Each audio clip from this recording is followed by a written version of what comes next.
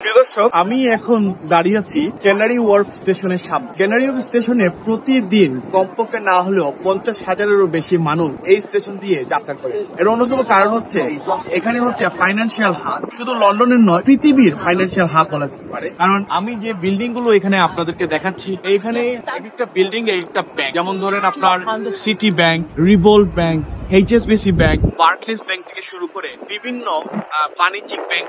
আর এখানের মধ্যে যে বিল্ডিং গুলো আপনারা দেখতে পাচ্ছেন, এই বিল্ডিং গুলোতে বিভিন্ন দেশের বড় বড় অফিস গুলো আছে। আর এই অফিসে যারা কাজ করে তারা এই ক্যানারি ওয়ার্ফ স্টেশনের মাধ্যমে যাত্রা। পাশাপাশি এখানে সব ধরনের স্টেশন আছে, ডিএলআর স্টেশন আছে, আন্ডারগ্রাউন্ড স্টেশন আছে, জুবিলি লাইন আছে। মানে লন্ডনকে কানেক্ট করার জন্য যে যতগুলো মাধ্যম প্রয়োজন সবগুলো মাধ্যমের ব্যবস্থা এখানে করা হয়েছে। আজকে আপনাদেরকে এটা দেখানোর অন্যতম একটি কারণ হচ্ছে যে এই এলাকাটা কিন্তু টাওয়ার হ্যামলেটসের অন্তর্ভুক্ত এবং এখানেই আমাদের বাংলাদেশিরা, বিশেষ করে বাংলাদেশি কাউন্সিলর কিংবা বাংলাদেশি মেয়র এখানে প্রতিনিধিত্ব করছেন।